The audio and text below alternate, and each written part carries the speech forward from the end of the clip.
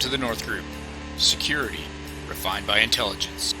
We're here to spotlight the best practices and critical safety and security issues in today's world and provide actionable strategies that you can implement into your day-to-day operations.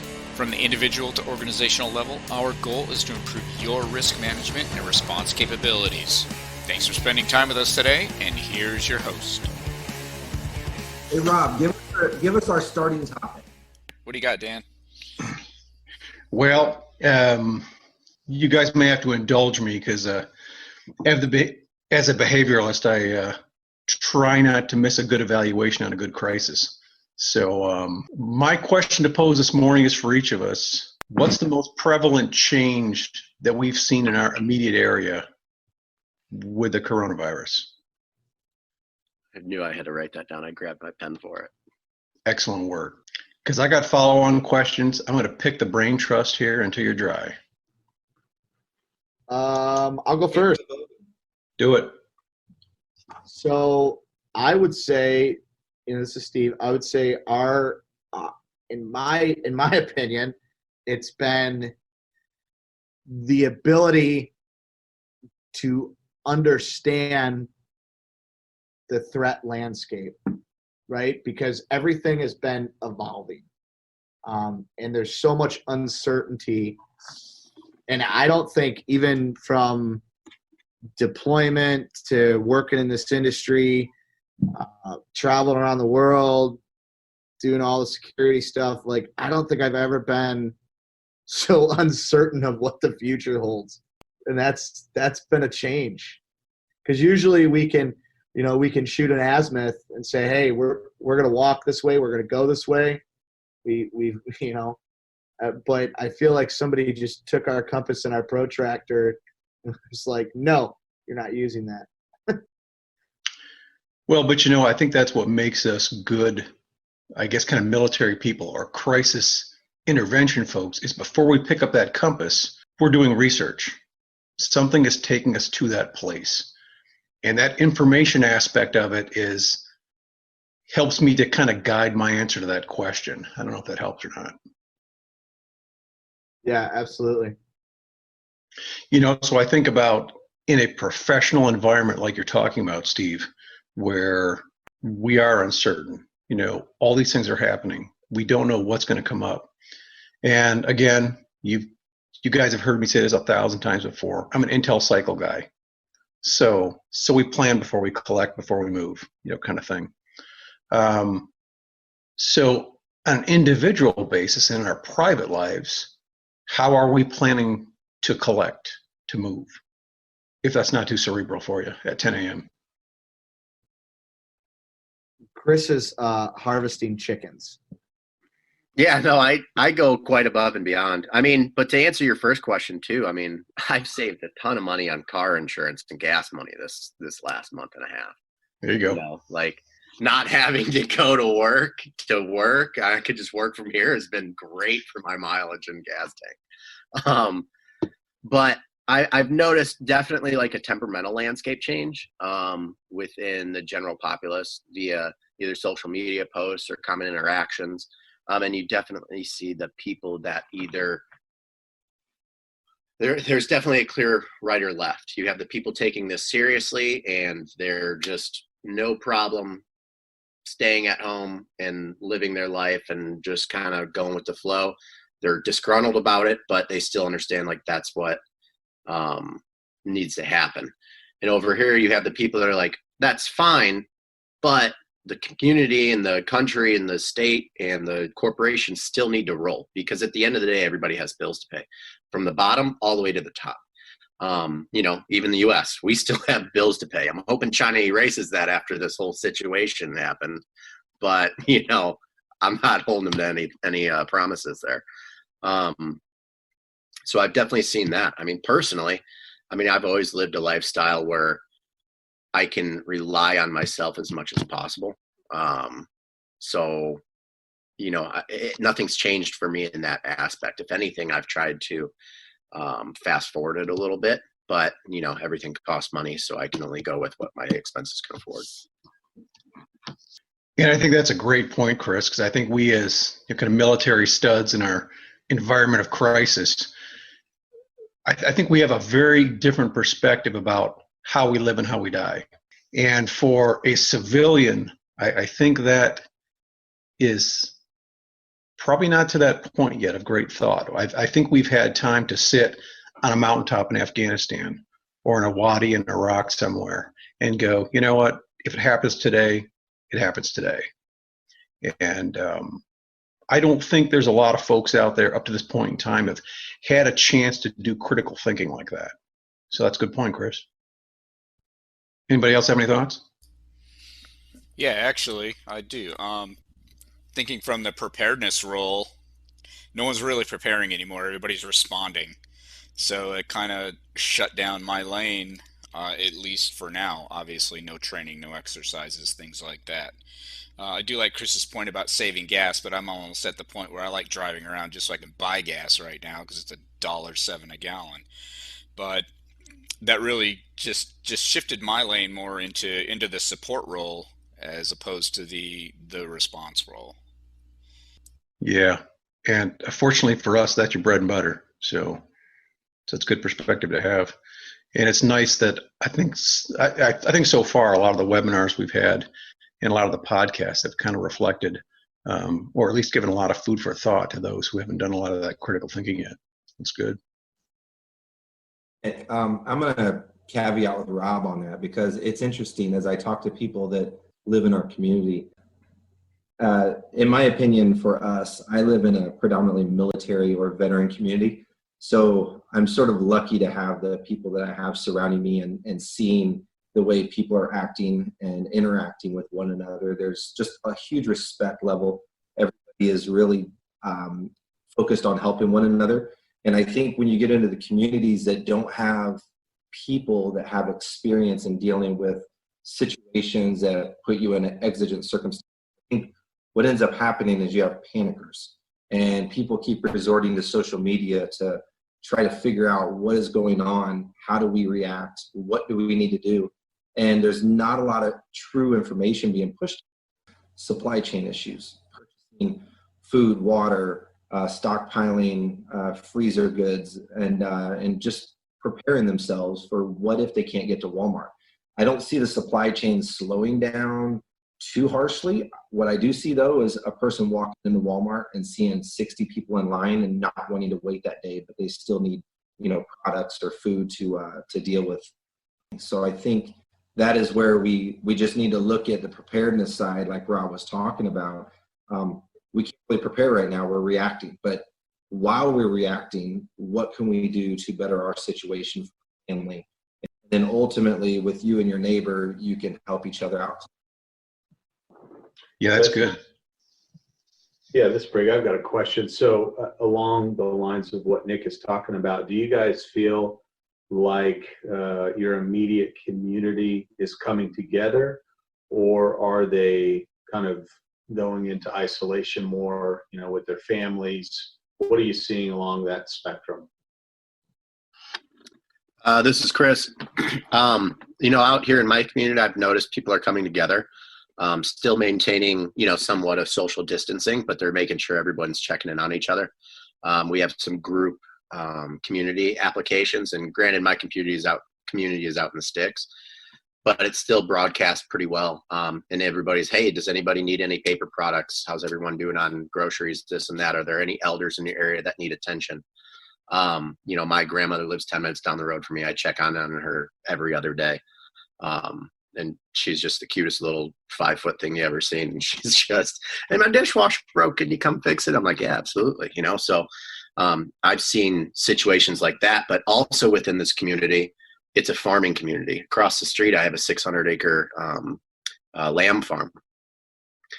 They're all right now because of the second and third order effects with the supply chain issue that we've noticed. Because America itself can feed itself very, very well. I'm not saying the quality of food's all there, but the amount of food, the sheer amount of food is absolutely insane. The problem is with this pandemic is you started seeing the limitations on things that have not been limited before. And now it's caused a backup from bread to milk to produce to meat. Right now out west, you can get a feeder pig for $30 or free, and they're giving the whole lot of them out.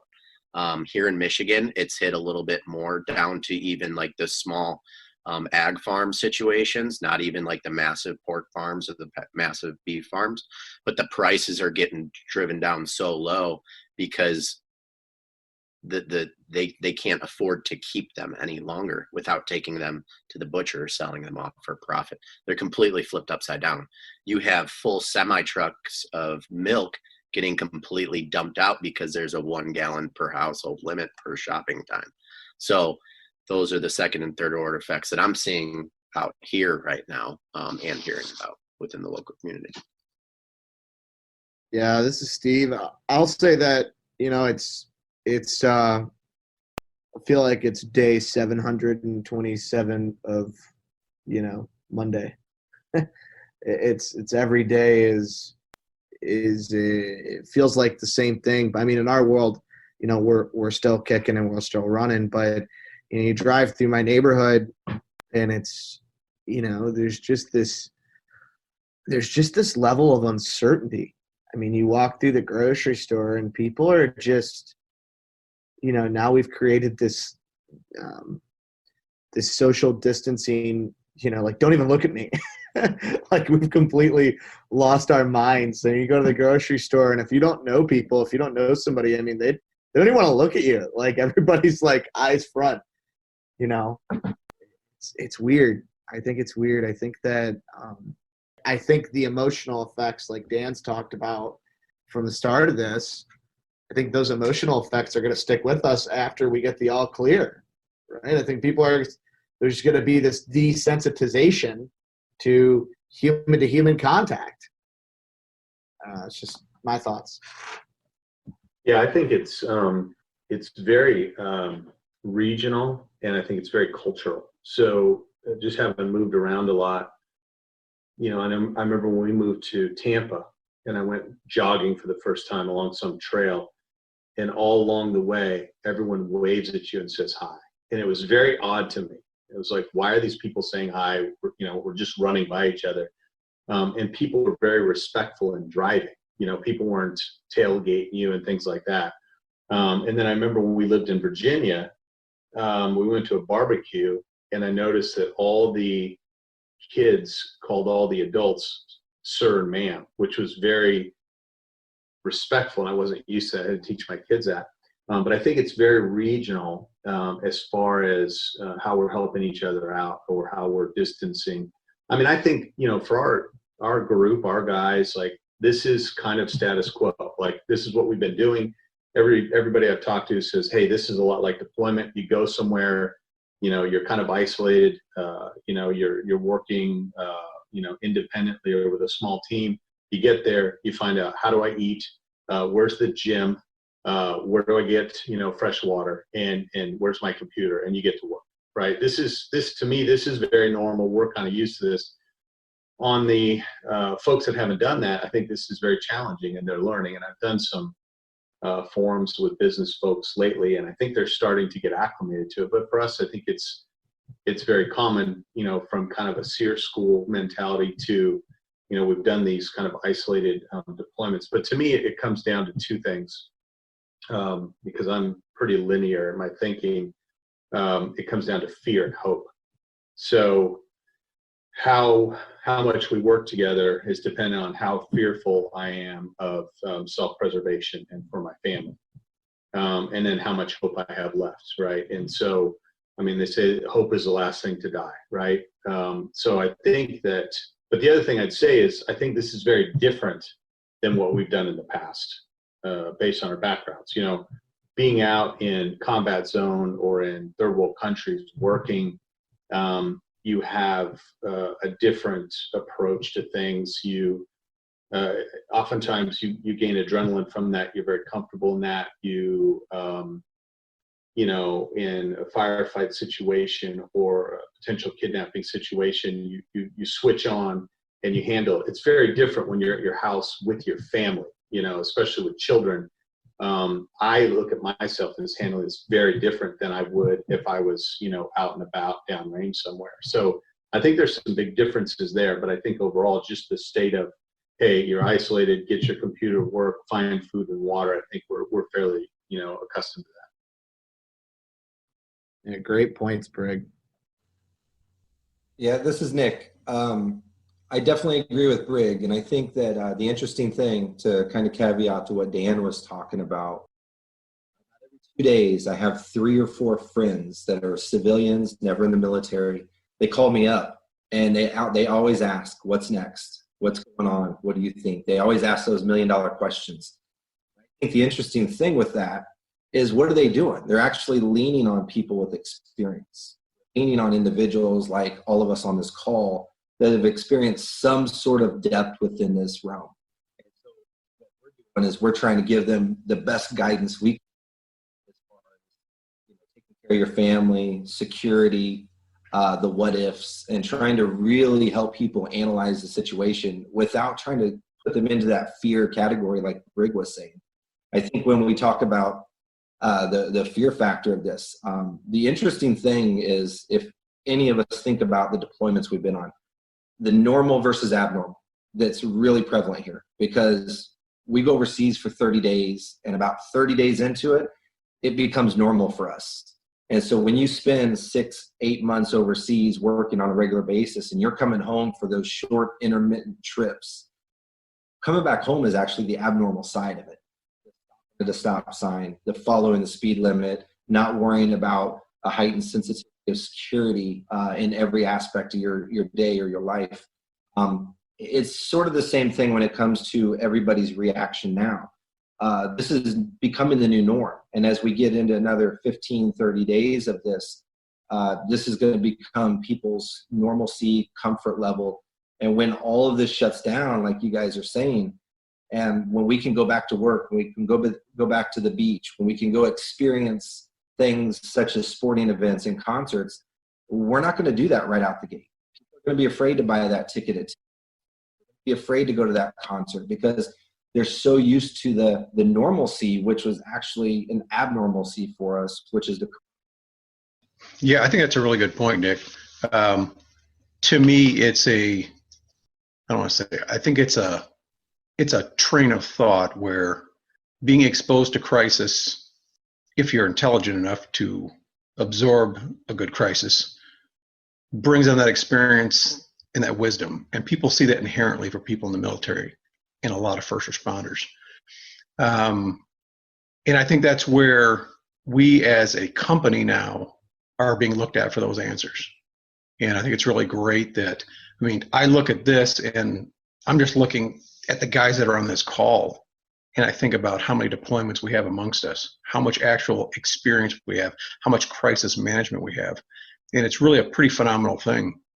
And to Briggs' point, I think we as a country have been living on strategic information. And this crisis has brought it to a tactical level. It's brought it to our front porch. And I think for people that are under 30 years old, this is probably the first time it's happened. And so they are starting to think like a lot of our parents, whether it was after World War II or our grandparents after the Great Depression. And I think a lot of people are going to look at the coronavirus outbreak as a biological Great Depression, because now I think it's going to persist and manifest itself into a completely different train of thought for how people evaluate not only themselves, their personal readiness, their family readiness, but our country readiness. And one big aspect that we've talked about is a due diligence. And I think a lot of corporations and a lot of folks are reshaping their mindset of what that looks like. Yeah, let me ask a question, guys, because I this is something that's been on my mind. That's great points, Dan, and great points, everybody. What do you guys think? So, in theory, right? Okay, so in Michigan right now, Brig, I know you're out in Cali, but in Michigan, Nick, you're in North Carolina. But in Michigan, where you guys aren't, we're dealing with a pretty unique situation here. In fact, I think we should know here in the next 30 40 minutes what the governor is going to do as far as the next 30 to 15 days or so. So what do you guys think as far as the effects of this lockdown, supply chain? I mean, what are the biggest concerns? I mean, you're all experts in security. What are the security concerns that you think we face? I think the biggest thing that we're facing here is the fact of the unknown, which we've been talking. Let's just say that food doesn't run out off the shelf. Walmart will always have food, Harris Teeters, and so forth. But we as individuals don't know that. People that have not experienced this before. And so the fear factor of them waking up one day and everything that's in their refrigerator is all that they have. How do you fend for yourself and how do you deal with that situation is definitely creating that stress level. And to take that one step further, I want to really focus on the 70% of the population. The 70% of the population live paycheck to paycheck. Some of them haven't received their stimulus check. Some of them have not received unemployment. So they're sitting there essentially for 4 weeks with no money as of right now. What are they going to do? And the real question is, we're humanistic. So we essentially are going to take care of our family and ourselves to the best of our ability until we can't anymore. And we're going to see that humanistic trait start to creep out for the people that do not have access to funds. And to you guys' point, that's where we really need to help our neighbor. That's where we need to focus on figuring out within our community, who needs that help? How can we help? What can the local government within your city, your county do for those individuals or those groups that don't have money right now, that need to get through this lull and bridge that gap financially to where we don't have that civil unrest? Well, I think it comes down to index cards. I read a pretty good book probably about 5 years ago called With, and it describes the situation with the elderly and the levels of depression, levels of suicide, and things like that. And the question is why? Why do all those rates go up? With elderly. And the author explained that, kind of laid out, if you put about 10 different index cards in front of you, each one has kind of a piece of livelihood as you kind of grow up. You have friends, you get a job, you have family, children, health, money, and all these things are on individual index cards. And as life goes on, those index cards are taken away. So that at the end of life, you're left with almost no index cards, and maybe your health is your last index card, and that starts going away. And so I think as we look at the security situation, as those index cards go away, maybe there's this, food shortage, maybe there's, we lose someone in our family or a friend, to coronavirus, or we lose our own health or whatever it may be. But as those index cards go away, people are going to revert to fear, right? We've all been fearful. We've all been in that situation. And at that point, we start looking at life through a soda straw, right? We can't, it's just like, in critical incidents, a guy at 7-Eleven pulls a gun on you, generally, you see the barrel of the gun only. You only see directly in front of you. You don't see the bigger picture. You don't see the full battlefield. And so I think as time goes on, and if it does worsen, it becomes more like that. I'll use the example of Somalia, and food shortage, and where do I find, clean water?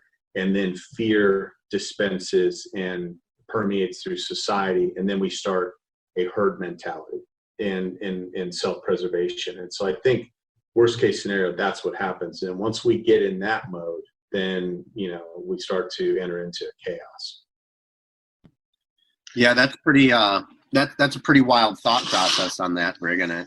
And now looking back at it, I can totally see how that correlates, throughout the timeline that we call life, And as you were talking about with like the food situation, and as I discussed earlier, how we're seeing that second order effect right now, that third order is what's going to hit us next. So we have this food situation right now in the supply chain, and now it's at this point, farmers are having to drop their crops or their loads or whatever the case may be. Okay, are they going to be able to do the next one?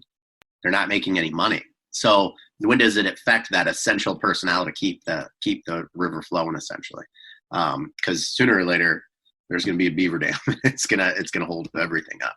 And yes, as America, we can feed a lot, but hunger is still the number one disease out there. Yeah, and I think too, I mean, just to our backgrounds and experience, we know that we need water within 3 days, we need food within 30 days. So we all say, okay, hey, I can survive for 30 days really without food. But then the reality is, we have families, we have kids, wives, we have grandma, right, as Chris mentioned. And so that's a whole different level of substantial fear that can set in, is taking care of, because we are sheepdogs, we're shepherds. And so we have this motivation to take care of grandma, right? And so we're more concerned probably with grandma getting fed than ourselves. And so that's a third order of effect in the kind of relationship level of, protection and self-preservation. I also think that as we talk about the third order effects, the security aspects are going to really drive additional measures as far as what's going to take place. And let's talk about two examples. The first one is we're talking about transportation and the supply chain. The people that are driving those loads of food across the country are $50,000 to $60,000 employees. And all it takes is one or two of those semi-drivers at a truck stop to be robbed for them to say, I don't want to do this anymore. I'm done. I'm going on unemployment. Who's going to drive that load? No different than the banking systems. Our banking systems are run by $15 to $20 an hour employees. So when there's a bank that's robbed because right now there's zero civilians other than workers inside an actual bank branch, the drive-through. So you have no additional security measures other than if they put an unarmed guard in a bank and then the employees in that bank. If somebody robs a bank, employees are going to think twice about going to work. And so here we are. If that happens, now you're stopping the supply chain of funding. And so if we were to see this critical measure take place when it comes to the supply chain of food or the supply chain of funding, that will really create some problems within this. And I think that's where we, as risk managers, we step back and we look at things. We analyze the supply chain, but then we also look at what would shut it down. What would take this current system and put it into a new abnormal state, which would create more stress, strain, and panic within everybody in the communities. Real quick, shout out to all the people driving trucks right now, doing the job, getting it done, risking their to make sure America's fed. That's insane. And Chris, if you think about it, think about where the truckers are positioned right now. So let's just say you're running a load from East Coast to West Coast. Right now, they can't stop at any restaurant. They can't stop at any fast food joint because they can't get their semi through the drive-through and they can't go inside. So they're controlled at truck stops and end destinations and distribution centers where they're picking up and dropping off. That's it. They can't even stop at rest areas. So if you were looking at this from a standpoint of security, they are channelized from start destination, a truck stop, which is pretty predominant with 200, 300, 400 trucks in the parking lot, and an end destination. That's it. So when it comes to security aspects, they don't have a lot of options. And then on top of it, with these corporations, I don't want to name off any of the trucking companies, but they put restrictions on employees that work for those trucking companies where you can't even carry a weapon. So because of insurance purposes. So now you're an unarmed trucker running through Detroit, Michigan in a pandemic state, and you need to get your load there and you're making $50,000 a year. The first time you get robbed or held up to any degree, you're done. You're going to put you're going to go back home. You're going to collect unemployment. Somebody else is either A, going to pick up that job, or B, we're going to cut that supply chain down a degree. Well, we're seeing that now. I mean, even with certain security candidates, it's easier and more convenient for them right now to claim unemployment than to come work, jobs. So, I mean, they're fighting that on the national level. People aren't applying for Department of Homeland Security right now. People aren't joining or able to really even join the Army or the military or whatever the case right now. They're stuck. Everything is at a halt. And, it's how do you affect training without an actual physical attack? Well, it got figured out. So, I mean, in this discussion, I think when people hear the word security, they think guns and ammo, right? So my question to you guys is, my vignette is, I bought a shotgun, I think a month ago now, and last word I got was that it should be coming in the end of June or July, right? So, and then there's no ammunition in the particular store where I bought the gun, so I have to borrow some buckshot from somebody. But along the lines of the topic of weapons, and Nick's talking about truck drivers being armed and things like that. Are we in a better situation with now everyone buying guns across the country, or are we in a worse situation? We are in I think it's 400% or something like that sale ratio compared to where we were. A guy that owns a local gun store near the office here in Milford, Huron Valley Guns, great people that own it.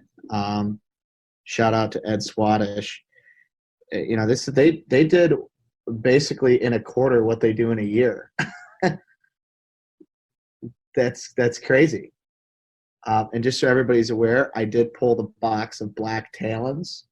I have one box of 9mm black Talon left in my world. Can't find these rounds anywhere. I have one box of it left. So I'm charging $200 a round. Anybody's interested. Yeah, no, it's crazy. I think this leads us to an undesired risk, which is gun owners are out there, and they're carrying these guns, they're carrying these handguns, they're probably putting them in their vehicles as well if they are leaving. And a lot of these people aren't trained. I'm one of those pro-gun people that doesn't advocate untrained people having guns. I've carried a gun since I was 18 years old. I've had a gun with me since I've been an adult. And even when I got my CCW and I was able to carry legally and all that, it's like grabbing my wallet or my phone or my Benchmade pocket knife in the morning. I mean, it's something that I put on every day, but it's also something that I train with quite frequently, whether I'm doing dry fires in my house. I mean, I'm one of those radicals with it, but I think it's crazy. I think more people have guns now. I think more people are untrained with those guns. I think it gives people a sense of security. I mean, I know it gives me a sense of security, right? That I know I have my, 200 guns in my house that I can only shoot, one at a time. I think it's really interesting, and I'm going to piggyback on a couple of folks here. I think there's a lot of folks in the United States right now who are beginning to realize two things. It's that, like the truck drivers, when crisis happens, we rely on mostly on the lesser educated, lesser paid to win the war, when it all comes down to it. And the second thing is, it is interesting that I can see why there's a rush on guns after 9/11. We actually have a physical terrorist there. And I think it's interesting that it's a rush for guns to defeat a virus. And so people begin to focus on a possible second or third order effect before they focus on the issue at hand. And I think that's a mindset that is created by crisis. I don't know what you guys think about that. Yeah, can I just add to that, because I don't think it's about, I necessarily don't think it's people want to defeat the crisis. I think there is this unspoken fear of uncertainty with what people are going to do if it gets bad. And I think part of that fear comes from watching, what's that Will Smith movie? Somebody help me out. I Am Legend. I Am Legend, right? So right after this whole thing starts, my 9-year-old wants to watch I Am Legend. And I totally forgot what I Am Legend was about. And halfway through the movie, I'm like, this is 3 weeks ago. I'm like, why are we even watching this right now? But right, I mean, people, he opens his closet in that movie and he's got all these guns. And how many guys with just, a lot of cash to burn in their pocket are like, hey, I want to open that closet and have that many guns. And I think it's this sense of security that people are lacking right now, and that's the reason they're buying these guns, is because they feel like it's going to give them a sense of security. But I also think, to your point, Dan, I think that there is this unspoken feeling of how bad could it get. I mean, and I 100% agree. I mean, you're seeing people that are usually anti-firearms buying firearms. And that's great to me. I love it. Absolutely love it. I love a little chaos with what's going on. I don't support people carrying firearms that aren't trained, but at the same time, they have a right to and eventually get that training. So they still need to protect those unalienable rights. So that's completely fine with me. And it also helps feed what? The economy, the local economy, the stimulus checks, right? It stimulates the economy regardless. And every time there's an issue, whether it's from big government or from the very bottom, everybody buys guns, even the people that usually are anti-gun. It's hilarious. And every time something happens, it's a new record-breaking deal. But us as Americans, at the end of the day, and we're talking America here, not Europe and Asia and all the other continents, America, that's our right. And we also need to do it to keep checks and balances, because we see things going on around the community. I mean, you had a lady in, Idaho the other day get arrested because she was at the park. Who cares? She wasn't hurting anybody. She wasn't breaking any actual laws. She's technically just nudging shoulders with a lawful or maybe unlawful order, just like here in Michigan. You have our governor right now kind of doing what she's doing, and everybody's off about it. You have the UAW completely out of work. That's holding up everything, because this is the world headquarters for Daimler Chrysler, GM, Ford, and I don't know, there's probably another one out there somewhere. But the trickle chain goes down the line, and that snowball effect starts to tumble. Soon it's going to be hitting all their plants, whether it's in South Carolina, North Carolina, Tennessee, Kentucky, Mexico, you name it, that all trickles. So it's interesting to me how that always unfolds. I have a question. I think it's another tangent on this. Is somebody, I guess, at the government level planning for, anticipating for that state that we could reach? Food shortage, clean water, chaos, crisis, what that could look like, worst case scenario. Is there an entity that is looking at that and how to management, the Al-Qaeda concept of the management of savagery at the strategic level, which made AQI formidable in Iraq? Is there someone that's doing that you guys can see, or should we be doing that? What was the question again? I'm sorry. It was a lot of big words, man. Go ahead, Nick. I'm ready. I'm ready to take notes, Brig. Go ahead and ask it again. No, I'm just saying, I feel like we're looking at the hood of our car as opposed to the horizon right now. Everybody, and probably even the government. And I don't watch the news except for the BBC, just because I feel I'm very cultured and refined. But don't laugh. But is there someone that's looking, I guess, at the government level, at the strategic level, at how to manage the country if we reach that chaotic state?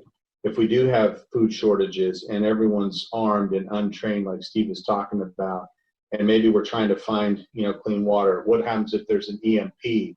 All these kind of worst case scenarios. Is there an entity that's looking at that and developing, kind of strategized plans to deal with that? I'd hope so. Oh yeah. I mean, you have the continuity of government plans. They're all through there. I mean, from the top on down. Sustain the government and the political leaders, and then there's the continuity of that after that. If someone gets taken out, there's always these checks and balances. I mean, unless it gets completely out of whack and everybody gets sick or everyone dies or whatever the case may be, then obviously we rebuild from the top. And as Americans, we're going to do such a great job at that anyways. I think the hard part is this. Within the government, a lot of times we create single points of failure. And that's the hard part about this, because we try to, if we want to call it run efficiently, the downfall is right now, a lot of people within the government are out of work. They're furloughing people. They're chopping jobs in half. And right now on this topic, we really need increased numbers looking at the intelligence side of this, the what ifs, the tabletop exercises, all of these different aspects of large scale understanding of physical security and cybersecurity within this. I think the hard part for all of us is if we just take a city, let's say Detroit, for instance. Everybody's working overtime in the first responder realm. And so here you are, there's no way to scale in Detroit right now because Detroit is already maxed out with what they're doing. Now we add the pandemic in to where you take out 30 officers within the PD because now they're falling under this corona quarantine.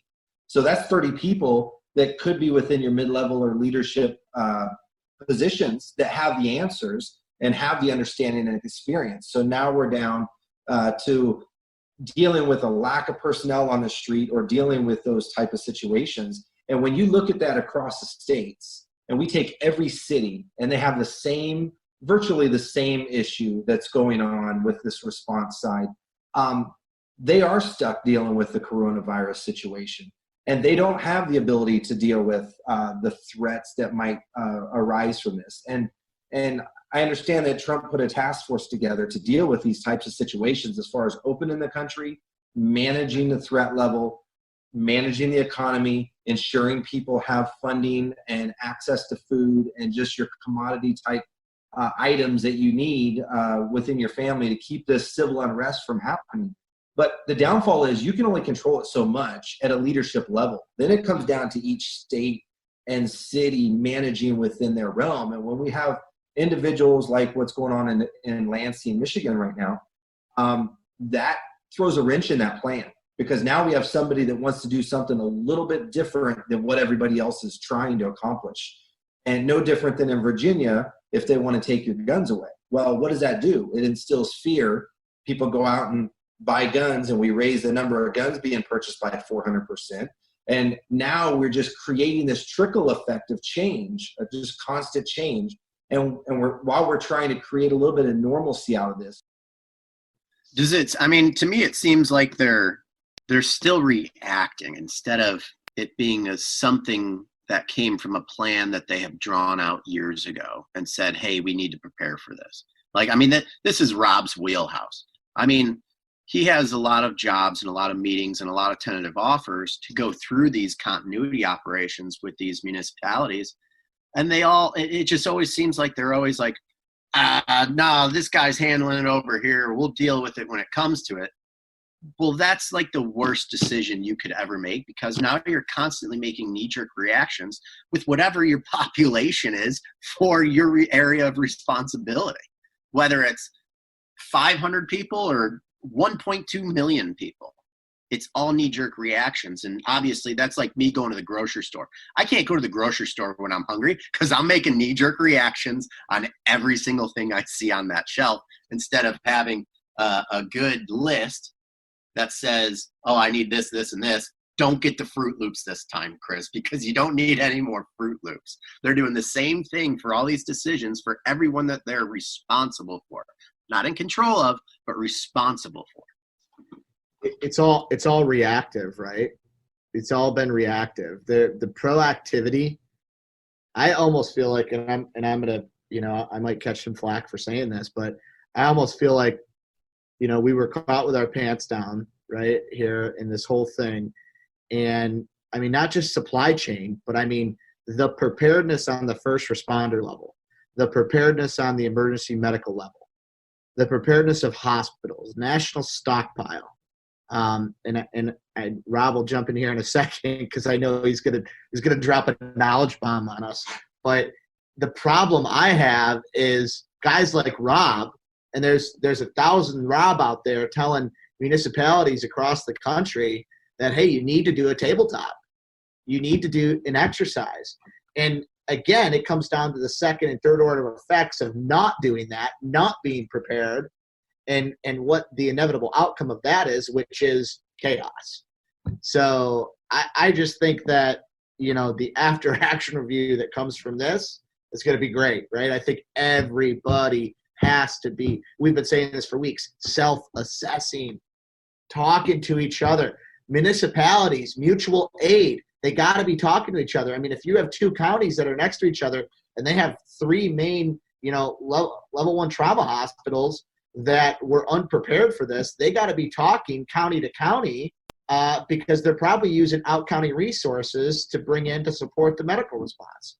So, I mean, it's just like if there's an active shooter and I rely on a mutual aid request from another county or from the feds, hopefully not, we're in a unique position now, right? Because we're trying to manage through a crisis with, doing everything 10 steps behind of where we should be.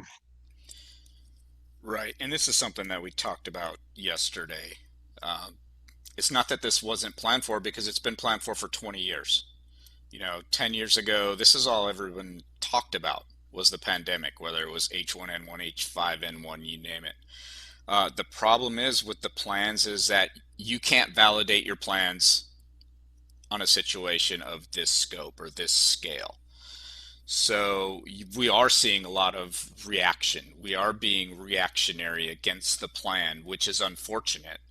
And you hear the stories about, well, we had all these ventilators, we had all this PPE, and we got rid of it because we didn't need it. And surprise, here comes COVID.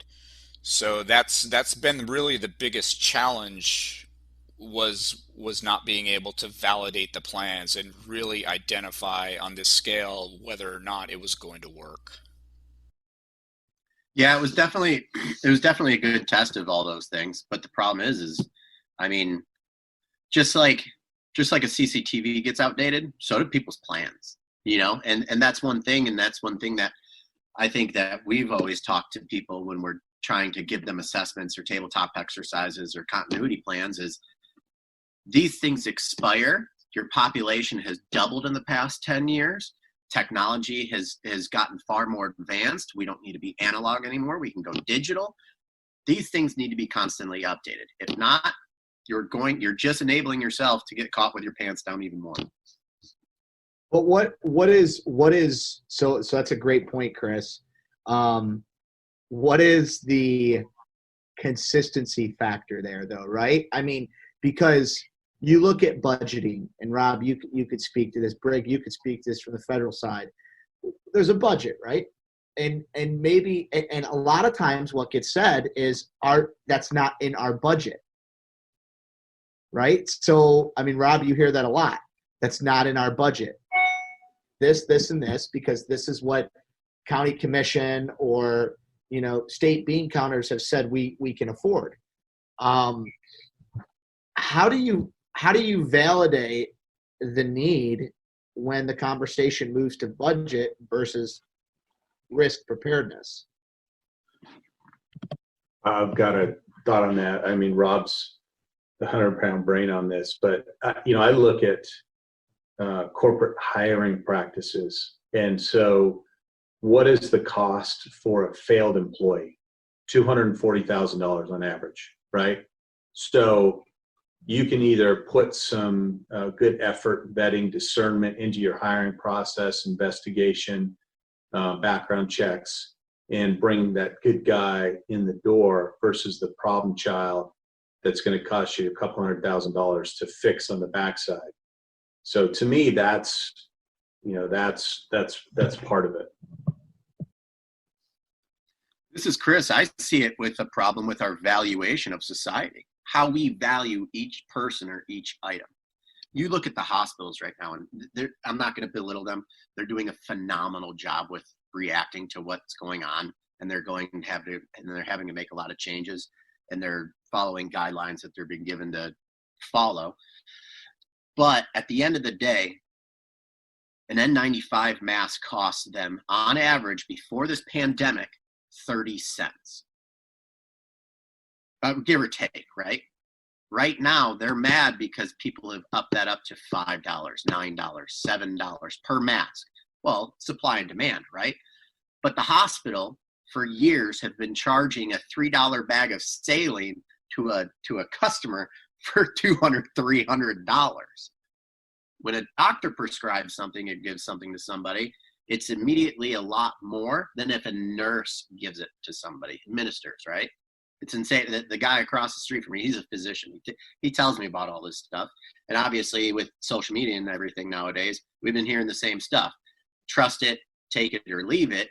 You know, you have to weed that out for yourself, but I have a little experience in the medical industry myself, so I know these things. Well, instead of paying the chief of surgery $12 million a year, every single year for the past 30 years, let's make sure that we distribute this properly so that way we have things set in place for if these issues arise.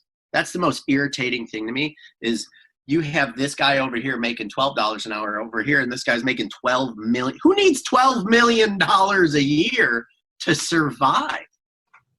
I do. Put your hands down. You don't need it. You want it because that means you can have really cool stuff. But in a public service industry, even down to our elected officials, they are public servants that we have elected, and they leave offices millionaires when they went in there thousandaires. That's weird. Absolutely weird. And we can't have that. We have to reevaluate our whole value system. I think you just Marine Corps that word, but that's cool. I liked it. I know. I have to.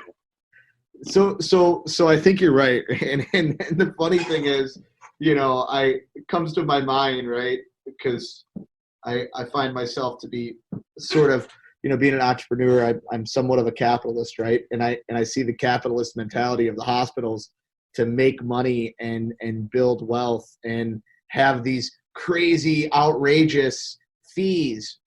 But at the same time, those fees are on the backs of, you know, insurance companies, which people pay into. I mean, if you really analyze the system itself, which we could go on for hours about, I necessarily, I mean, are we advocating for free healthcare? Are we you could go a million different directions. I think the point, though, to your point, is there is a corruption in a market right now that is being monetized by actors, good, bad, and none the wiser. I mean, there's people that are taking $1 million out of their, you know, their coffers to buy PPE because they can make $2 million. That's good business. I mean, that's, you know, if I can make 50% off, you know, what I'm doing, then hey, show me the deal. I'll do it. But at the end of the day, I think that the problem is there's too many people in the middle of this scalping, like you said. And honestly, Department of Justice is starting to fry those people right now. I mean, there's just every day there's case after case after case. So I have a question then. Do you guys feel that the government should play a role, and to what level? Because I'll give you an example. When Katrina took place, when any hurricane takes place down south, who thrives? Initially, it's security companies, and then after that, it's construction companies. So at what level do we allow the government to step in and drive pricing in a capitalistic state? I don't know, but you know what? Because I'm on the fence about this stuff too, because I believe in making money where the money's good, but I also want to make sure that people are kind of taken care of a bit, on a basic sense. You know, when I see somebody busting their ass for 55, 60, 80 hours a week and they're making $12 an hour, that stuff irritates me. Whereas you have some executives or C-level folks that just, they go in the office, they put on their suit and they go to meetings and have nice dinners and stuff. And yes, they're making big business deals, but that's just like who they communicate with. It doesn't resonate with me too well. I always believe in hard work, but that's why I'm a middle-class American. So I understand that. I was always meant to be blue collar, and that's fine. I love it.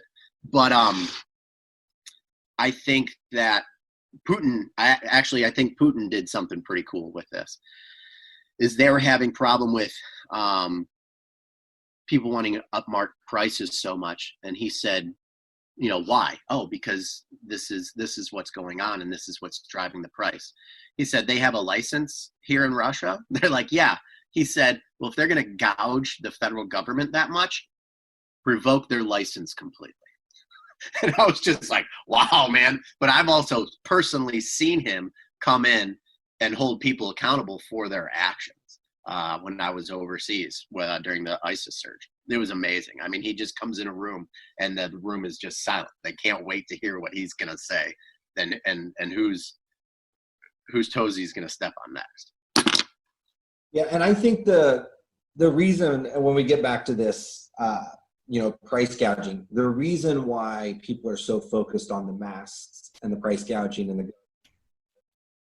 believe it's because it's a life-saving item that in and around the United States. I think that's the only reason why. And I think that's why we haven't had so much limelight on other things where people are, we can go all the way back to the Dick Cheney days with KBR and Halliburton over in Iraq. But at the end of the day, we're in a position where a good or a service costs money. And during exigent circumstances, those prices do go up. And I don't think something that is not really talked about is how much is the shipping actually costing companies to get those products to that hospital or to that city or municipality, as far as those like N95 masks. There is a cost there. And right now that cost is very high, because think of all the flights that are not flying right now. I mean, the cargo industry is getting hit just like the personnel industry as far as commercial flights.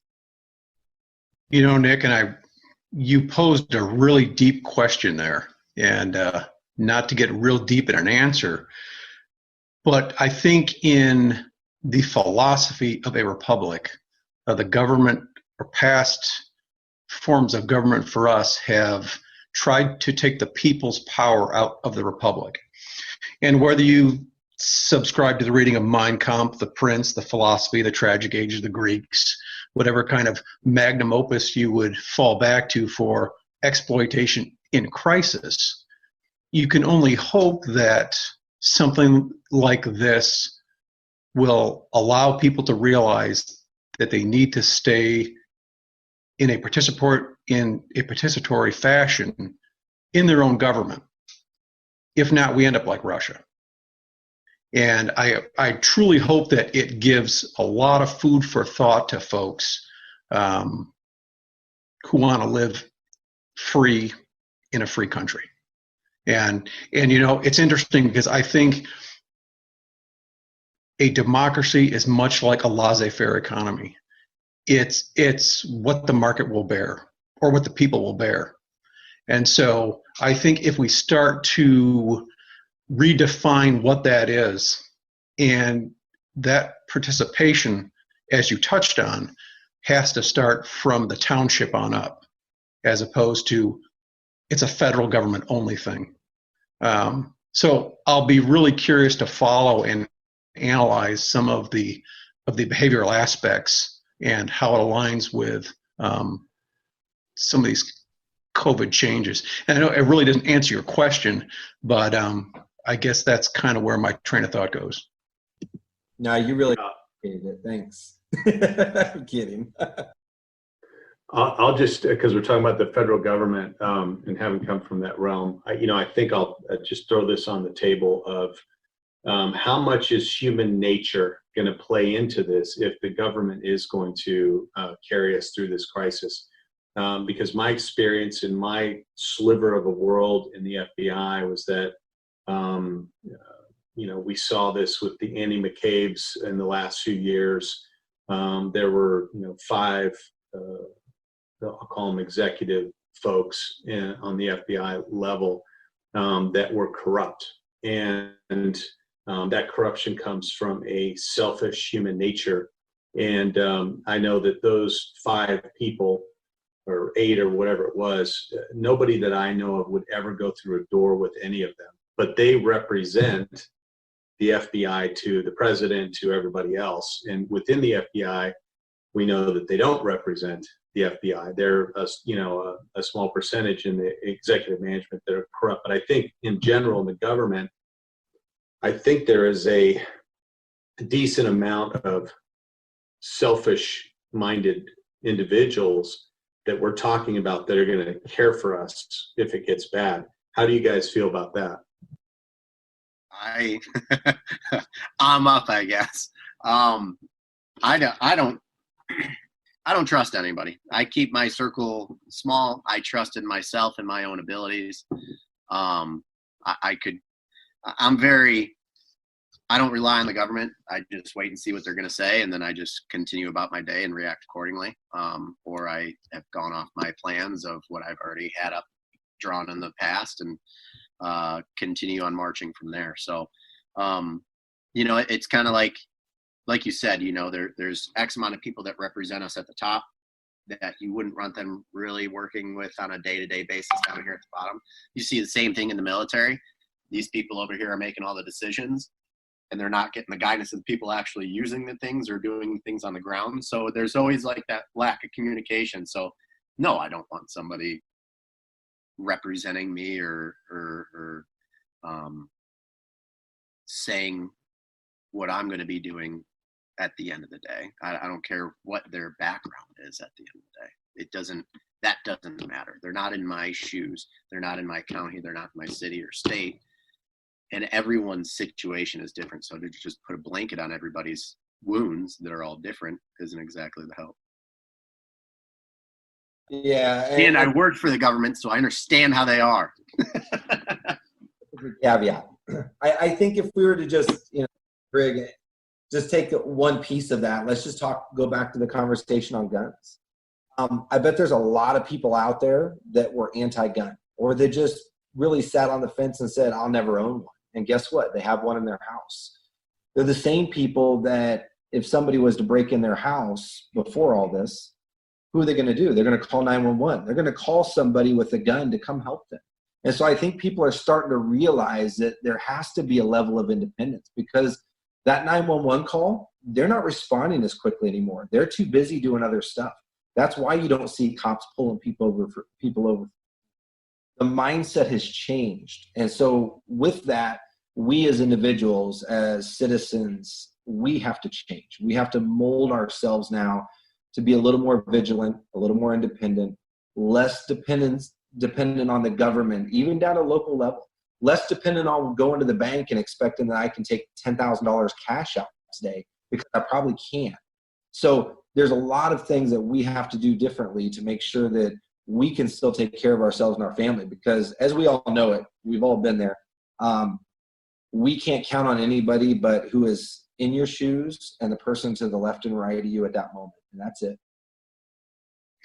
Yeah, this is Dan. I just want to say I really appreciate you guys all coming on. I thought it was a real good conversation, and I know personally I appreciate this kind of a military brotherhood and a brain trust that we have. I think there's a lot of folks that don't inherently have a support network like this. But I think one of the changes, to kind of piggyback off of Nick, is that people will develop them. And I think that's very important.